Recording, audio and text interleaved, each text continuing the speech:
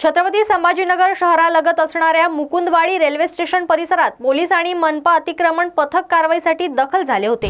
या परिसरातील अतिक्रमण हटविण्यास सुरुवात केली, मात्र काही वेळाने स्थानिक नागरिकांनी पोलिसांवर दगडफेक सुरू केली।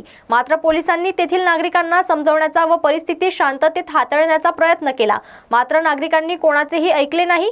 कोणताही अनुचित प्रकार घडू नये यासाठी अखेर पोलिसांनी बळाचा वापर करत नागरिकांवर लाठीचार्ज करून अश्रुधुराच्या नळकांडे देखील सोडले आहेत। या दगडफेकीमध्ये तेथील काही नागरिक तसेच पोलीस कर्मचारी देखील जखमी झाले आहेत। जखमींना उपचारासाठी रुग्णालयात दाखल करण्यात आले असल्याची माहिती पोलीस निरीक्षक व्यंकटेश केंद्र यांनी दिली आहे।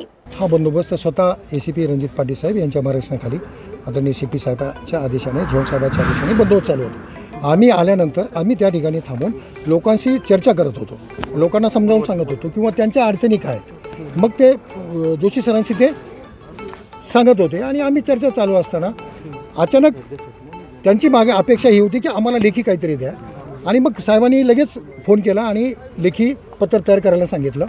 आणि त्यानंतर मग ह्याच गोष्टी मी स्वतः माईक हातात घेऊन सांगत असताना अचानक त्यांनी दगडफेक चालू केली आणि मग दगडफेक केल्यानंतर त्याच्या दगडफेकीमध्ये त्यांचेच बरेचसे लोक जखमी झालेत।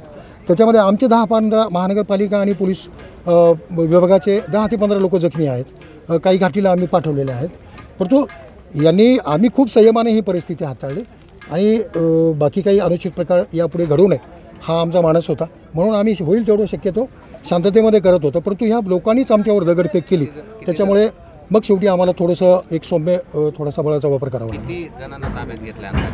नाही, आता तिथे पोलीस स्टेशनला निश्चित मला तेवढं फिगर सांगता येणार नाही। पुढील कायदेशीर गुन्हा दाखल करण्याची प्रक्रिया चालू आहे।